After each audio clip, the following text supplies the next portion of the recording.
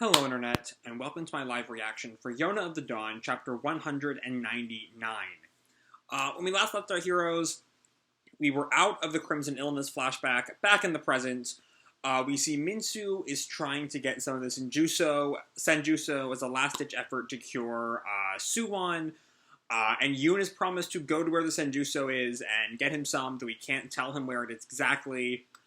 The four dragons are wise to the Crimson Illness, and Suwon is not strong enough to meet with these South Kai dignitaries who have arrived, who are a little upset over all the things that have been going on in Kai lately.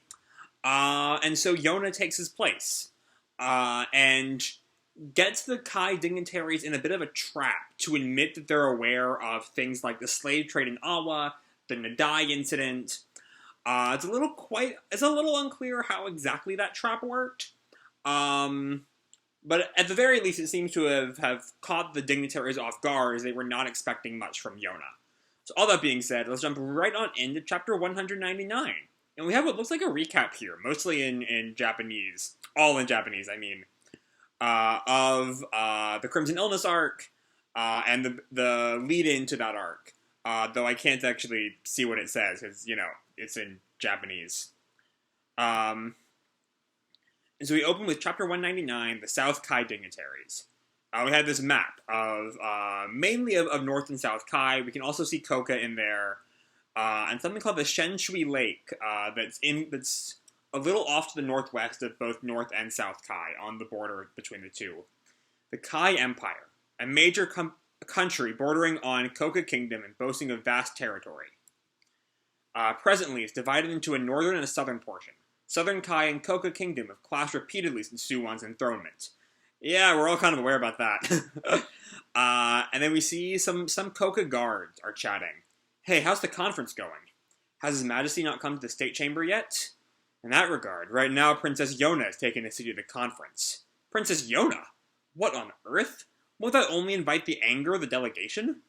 No, Princess Yona has shown a surprisingly dauntless attitude, referring to what happened at the end of last chapter. Now it looks like we're going into the conference itself, as Yona sits down at the table with all the guys from Kai, who are all just looking at her. And Yona tells the delegates, I believe we can determine which side is at fault in the Earth Tribe incident if we apply Kai and Kouka's common law. And the balding dignitary asks, Kai and Kouka's common law? I'm referring to the norms agreed between the Kai Empire and Kouka Kingdom. Have you by any chance forgotten? Is this laws that they have in common, or is this like a set of laws that the two kingdoms decided together? Either way, the balding dignitary, yes, of course, I know of them. And Keishuk thinks, Kai and Kouka's common law. Those are the norms agreed upon during the early days of King Junam's era, and amounting to 100 articles. So it looks like it's that the two kingdoms decided these laws together. To think that Princess Yona has a grasp on that collection of numerous abstruse laws, that's a word I've never heard before. Just difficult to understand is what it means. It's an interesting word choice there. The other side has such a poor understanding of them, they can't even respond properly.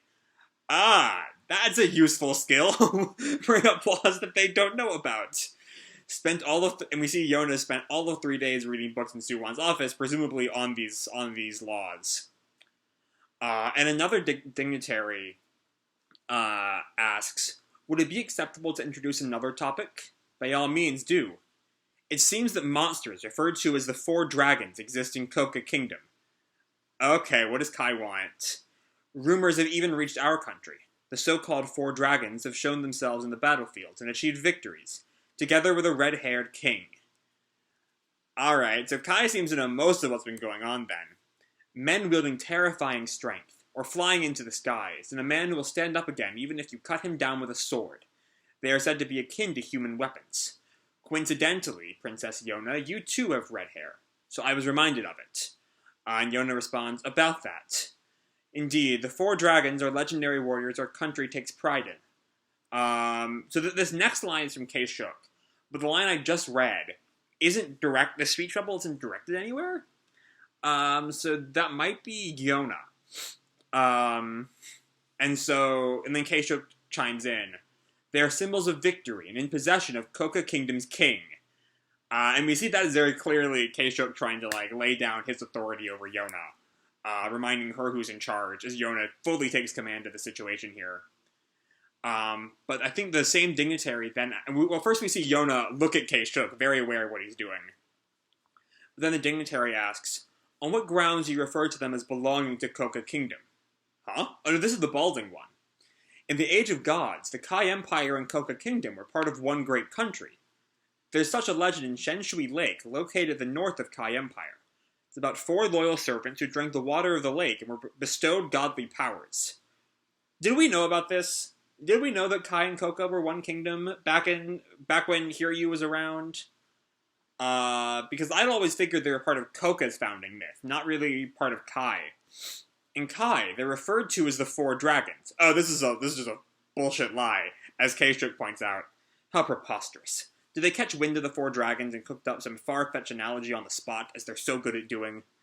Yona pauses, and just asks them, there's a lake in the Kai Empire that bestows godly powers?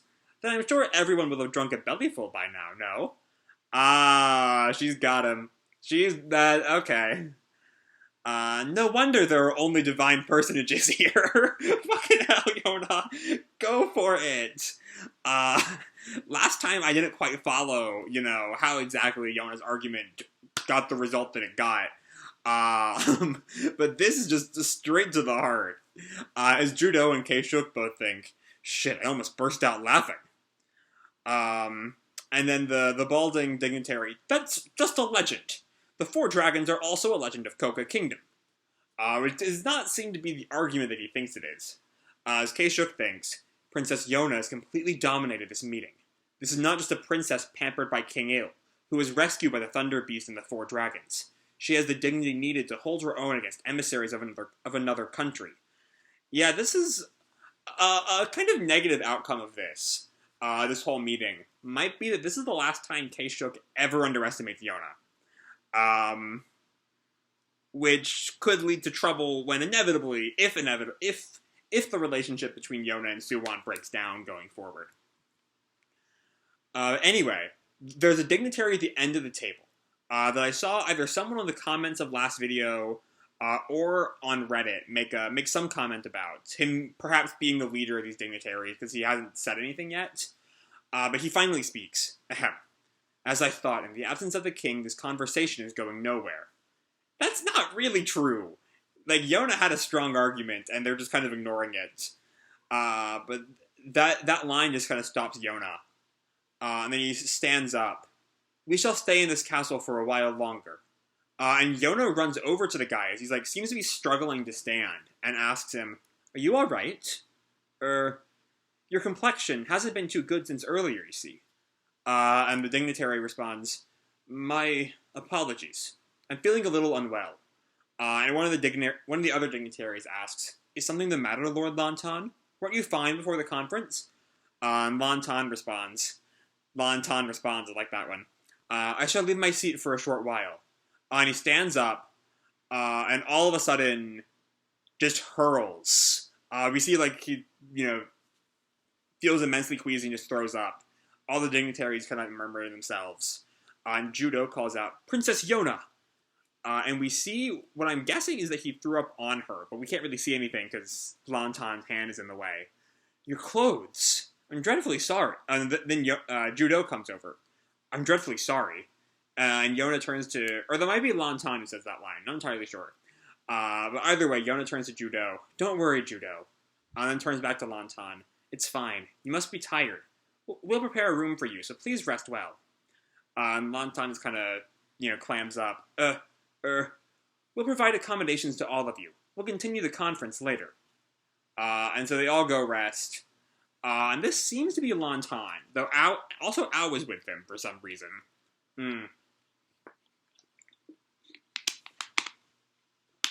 Or maybe it's just because Yona is there. Though also we saw Ao with Lan Tan earlier. And given that at the bottom of page 11, Ao is by Lan Tan's head, and then all of a sudden on the top of the next page, Ao is back on Yona's shoulder. Does Lan Tan have his own squirrel? that would be a random coincidence. And Yona asks, "How are you feeling, Lord Lan Tan?"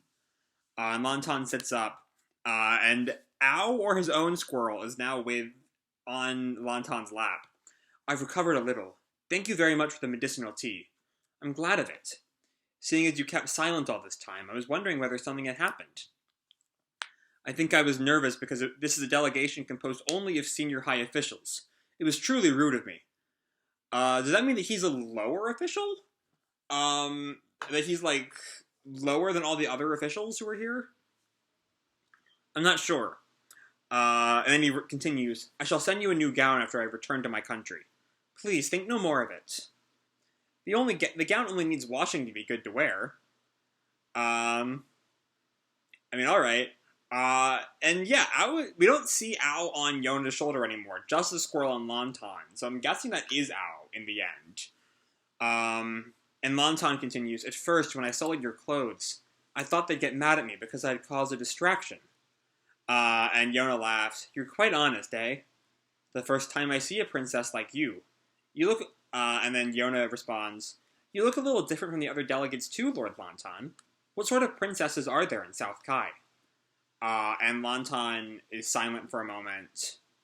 "Currently, in South Kai, be it the imperial family or the aristocracy, they're rotten to the core." Okay. So I think it's just the opposite of what the person I saw predicted, is that Lan Tan is the lowest at the table, and he's, embarrassed at how bad the aristocracy is in his kingdom. And Yona just looks at him. "They have abandoned their loyalty to the legitimate emperor at North Kai, his imperial majesty Sheng Hong.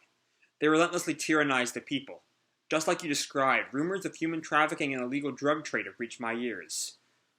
Alright, so I'm starting to see perhaps a shape of the next arc.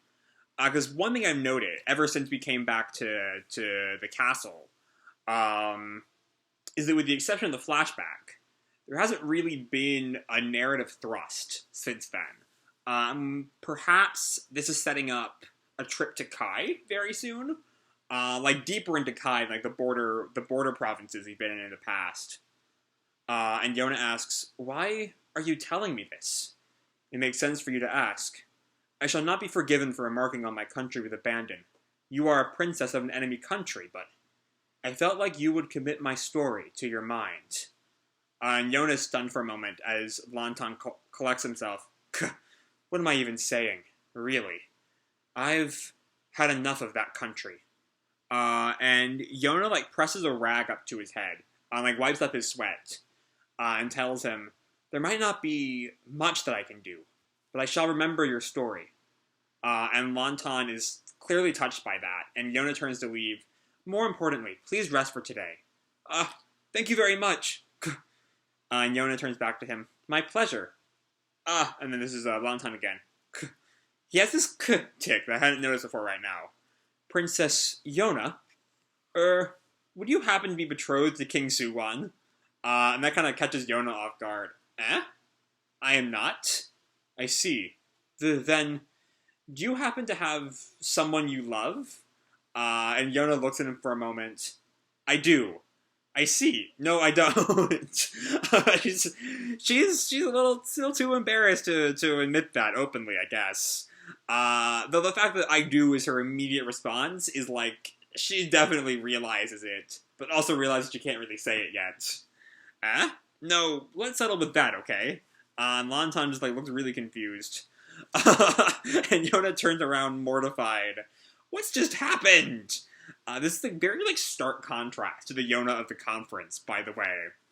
And Lan Tan asks, "Which is it?" "Still, there is someone in your thoughts, isn't there? Must be someone quite extraordinary to be the object of your mind's eye, Princess Yona." And Yona thinks, "I don't know when I'll be able to meet him." Yeah, because they're still separated while Hawk climbs the ranks in whatever battalion he's joined.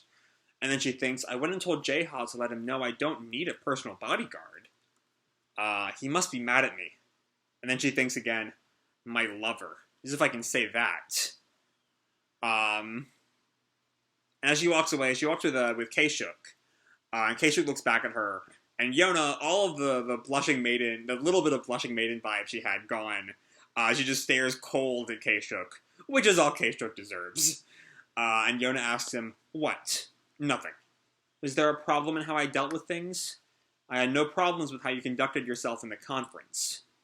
Though he's gonna be more mad about what happened after. And Yona thinks, "I was sure he was going to say something. If I were to say something, it's that I was slightly surprised that you ignored my remark to the effect that the four dragons are a possession of Kouka Kingdom's king." Yeah, that moment earlier. And Yona asks, "What good would it have done to argue the matter with you in that place? You didn't say that purposely to make me angry, did you? Besides, it's not like the four dragons or Hawk will just do as you please." And Keishuk counters, "It's possible, if we make you into a hostage." Yeah, Keishuk is still the worst. This man's well capable of that. But now I've read Lady Yonhi's memoir, the eerily impenetrable fog around him has become clear as day. The fact that I mustn't let my guard down with him hasn't changed. But this man has also lost someone precious to him. And he also has people he wants to protect. So yeah, I guess, knowing that Keishuk has not always been this kind of, implacable advisor, makes him a little easier to approach. But Yona asks, "What are we going to do about Suwon now?" And Keishuk counters, "I have nothing to say to you about this matter." And Yona pauses, and Keishuk looks back at her and thinks to himself, "His Majesty's condition is worse than I thought. It looks the same as Lady Yonhi's illness, but the only person allowed to know details of it is the king's personal physician. If he stays like this and doesn't recover, the next monarch, the one who inherited Lord Yuhan's ideal and lead this country to greatness, is His Majesty Suwon. There has to be a way to cure him, no matter what." So yeah, Keishuk desperately does not want Yona to be queen. Especially, which is mainly more about Suwon than about Yona. That he sees Suwon as the one who will make Kouka the world power he wants it to be.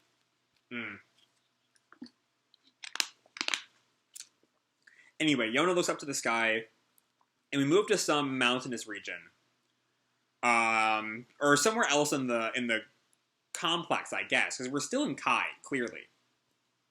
As the long hair, kind of goatee dignitary asks, "What's Lord Lan Tan's condition?" And one of the nurses, I guess, "He drank medicinal tea yesterday and held a pleasant chat with Princess Yona." And the dignitary responds, "Oh, with Princess Yona?" And the nurse knocks on the door. "Lord Lan Tan, good morning." And then she doesn't get any response, so she asks, "Is he still asleep, I wonder?" And she opens the door. "Please excuse us." And she goes to open the little bed canopy. "Lord Lan Tan, how are you feeling?" "Lord Lan Tan?" And he's dead. He's dead. He's sitting up, looking like a corpse. What the fuck happened to him?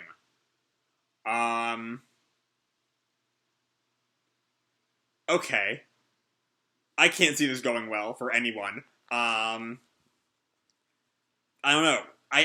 My guess is someone in Kai killed him, and Kouka's gonna get blamed because Kai wants a war. That's my guess. Or Keishuk killed him to provoke Kai into a war because Keishuk also wants a war. And everyone just looks in shock. Lord Lan Tan?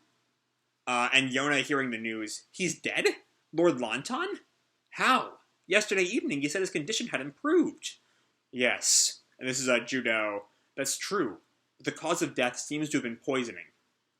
The emissaries from South Kai are unanimous in clamoring that you served him the poison, Princess Yona. Just like what I just said. That Kai would frame Yona for it. Especially because the nurse specifically brought out he had a chat with Yona. And then the emissaries... It was that princess. That princess made Lord Lan Tan drink poison while pretending to nurse him. Might have been on the king's orders. What an awful country. Unforgivable. How dare you, to our fellow countrymen. Princess Yona, and her red hair. That princess is a demon." Yeah, Kai definitely did it. The way they instantly turn on Yona with no evidence, it's Kai. They did it. This is all their plan. This is a declaration of war against South Kai. Unless it could also still be... Keishuk mentioned last night about Yona being a hostage. And And I feel like if he was open, like, as a way to control Hawk and the Dragons, and if he was open about that, Hawk and the Dragons would be an open revolt. Or at the very least, only begrudgingly serving Suwon. But if Kaishuk directs the Kai forces to be after Yona and after Kouka at the same time, that could get Hawk and the Dragons to be openly on Suwon's side. Like, actively super pro-Suwon. Maybe, if it is Kaishuk who killed Lan Tan, that could be his grander play here. And Yona just questions, I poisoned him? Minsu responds, someone must have given him poison in the middle of the night. And Kaishuk responds, from the moment Princess Yona left till the court lady came in the morning, nobody entered the room. Was that their goal from the start? Eh? I'm afraid it was a slow-acting poison. The poison was given to him before they entered the castle. That must have been why he said he was feeling unwell. If Kaishuk is being honest here, then that clears him of guilt. Though, if we can trust Kaishuk is a whole other question. That delegation entered Kouka Kingdom seeking to start a war from the very beginning. They have created a just cause to make war on us and seek justice against Kouka's heinous cowardly act. Getting rid of Lord Lan Tan, who was critical of the imperial family, was killing two birds with one stone. And Judo responds, I dare say a fast horse has been dispatched, and the news of Lord Lan Tan's death will have already reached Chagol.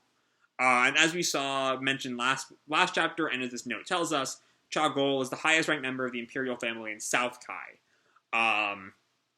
Which is important here, going back to Kaishuk's line right here about critical of the imperial family, is specifically about South Kai. Because, as we saw, he was very pro, what was his name? Hong Shang in North Kai? Shang Hong. My bad. But yeah, this is basically their South Kai's plot. And Yona asks, so, there's going to be war? Currently in South Kai, be it the imperial family or the aristocracy, they're rotten to the core. This is Lan Tan's line from earlier. And Yona thinks, as we see she's getting angry, Lan Tan, I wanted to ask you more. He did nothing wrong, and yet. And then we see what looks that might be Minsu, but Yoon sees whatever's going on there. Someone exchanging something. And Yoon asks, hey, what's all the commotion since morning about? And this random guy in the library who he's talking to responds, there was a major incident. A dignitary of the delegation that arrived from South Kai was murdered. What? What will shock you? That the criminal seems to have been Princess Yona. Huh? And that stuns Yoon. On the pro-Kaishuk is responsible side, this guy seems to be a Kouka guy, who is spreading this, what Kaishuk and Kouka should know is a blatant lie, given that Kaishuk is already posited that this is a large-scale Kai plot. But he's peddling this whole Yona killed Lan Tan as fact, when there is, no evidence of that. That has to be a lie, though. Still, the emissaries from South Kai are livid. And someone comes in. Do you mind telling me about that in detail? The man comes in. Oh, like I said, Princess Yona. Is this Jeha? It looks like it could be Jeha with his hair done up in this kind of, scholar thing. I don't really know the full name of it. But given Yoon's shock, my guess is that this is Jeha. And then we see over in the barracks, where Hawk is, we hear some soldiers gossiping. No way. What are you talking about? No, things are a mess right now. What? Princess Yona murdered an emissary from South Kai? And Hawk turns back, continues in the issue of December 4th. Okay. So with this chapter, things are just rolling towards war. Everything, like I mentioned earlier in the video about the series not really having a forward-moving thrust in any way in its plot right now. Now that ever since Yona's been in the castle, we've had the flashback, and then just kind of, setting up our new status quo, really. But this chapter throws everything into high gear. First we meet Lan Tan, who's really just there for us to feel bad about. He dies way too fast to actually be a character. But he does set up importantly, the state of South Kai and North Kai. Specifically, South Kai seems to have kind of, maybe not officially, but at least somewhat broken away from North Kai. North Kai was the original rulers, and South Kai doesn't look like they officially seceded, but they still kind of made themselves mostly independent, which are things that weren't entirely beyond the pale what we could have gathered knowing about Kai in the past. But it's nice to have some clarity there. But really, Lan Tan is just a good dude. Until, of course, we find out that he is super dead. Presumably from the Kai guys, which would make the most sense given that he seemed to be sick going in. But it's also possible, if we want to push the K-Shook did it theory, that K-Shook saw that he was sick and then had him poisoned. Because he wants a war. He wants to take Kai territory. But either way, I think there are arguments on both sides there. I think the most likely one is that Kai did it, but I also would very much not put it past K-Shook. This is completely in his vibe, to set up this kind of absurd, like, incredibly complicated scheme, at the spur of a moment. He would have had to, like, had no idea this was happening until hours before he did his scheme. But yeah, now war is coming between Kouka and Kai. And Hawk is aware, and I doubt he's going to take the news that... Well, also, one more thing before I'm done, though, is that even here, even in the barracks, people are treating it as fact. You know, the line is, Princess Yona murdered an emissary from South Kai, which, like, it's a question, sure, but it's not a question of disbelief, it's a question of shock. It's not like there's no way that happened, it's, I can't believe it. Which sounds the same definitionally, but connotatively are very different. Which pushes the idea that K-Shook wants the belief that Yona is responsible out there. So, if K-Shook is responsible for all this, I figured it out first. Unless someone else already figured it out in the Manga Dex comments, but who knows? But yeah, this is a great chapter as we really, really get the ball rolling on a war with Kai, or maybe a full-scale war with Kai, more than the kind of, like, border clashes we've had in the past. This is all-out war. I don't know. It really does, you know, set the series off in another forward motion that's kind of been lacking for a little while. But yeah, shit's going down. Shit is going down on Yona, and we're off next issue. We're not going to be back for another month. So we'll just have to let all this sit for a month. So that's all I have to say for this video. Hope you all enjoyed the chapter and the video itself. If you did, feel free to drop me a like or subscribe. You know, do whatever makes you happy, you know? And remember, your life is your own, okay? Bye!